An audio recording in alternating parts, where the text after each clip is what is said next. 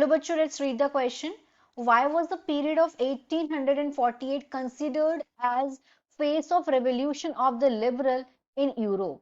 Explain. बोला जा रहा है कि क्यों जो पीरियड है 1848 का उसको कंसिडर किया जाता है फेस ऑफ रेवोल्यूशन, किसका? लिबरल्स का यूरोप में. तो आंसर है the 1848 revolution of the liberals refers to the various national movements pioneered by educated middle classes alongside the revolt of the poor, unemployed and starving peasants and workers in Europe. तो जो 1848 क्रांति में क्या हुआ था कि जो लिबरल्स हैं उनको रेफर किया जाता था किससे? Various national movements. पाइनर्ड मतलब एक ऐसा person, a person who is one of the first to develop an area of human knowledge, culture, etc. किस तरीके से? By educated middle classes along the revolt. Revolt के साथ, रिवॉल्ट का क्या मतलब होता है?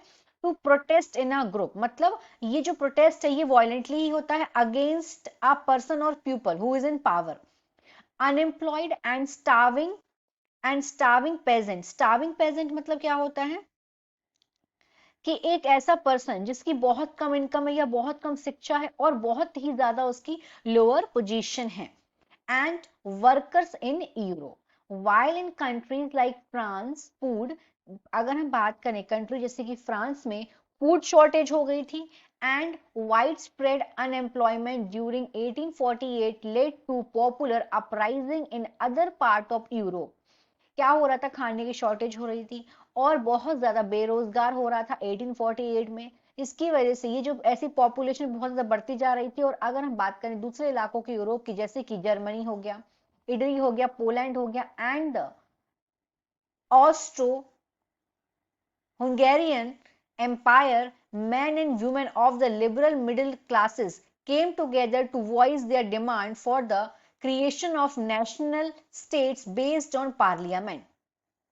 अगर हम बात करें यूरोप के दूसरे पार्ट के जैसे कि जर्मनी, इटली, पोलैंड और ऑस्ट्रो हंगेरियन एम्पायर की, तो वहां पे जो वहां के जो मेल और फीमेल थे, जो मैन वीमेन थे of the liberal middle classes, वो एक साथ में आए और उन्होंने अपनी आवाज उठाई अपनी डिमांड के लिए for creation of nation states, और जो कि किस पे बेस्ड थी? बेस्ड ऑन पार्लियामेंट्री प्रिंसिपल्स, जो कि पार्लियामेंट्री प्रिंसिपल्स पर बेस्ड थी.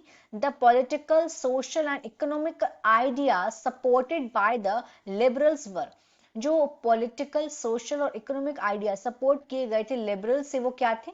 पॉलिटिकली दे डिमांडेड, पॉलिटिकली वो क्या चाहते थे? Politically they demanded constitutional with national unification nation state with a written constitution and parliamentary administration. Constitutionalism मतलब क्या होता है? संविधानिक. वो डिमांड कर रहे थे एक संविधान की विद किसके साथ?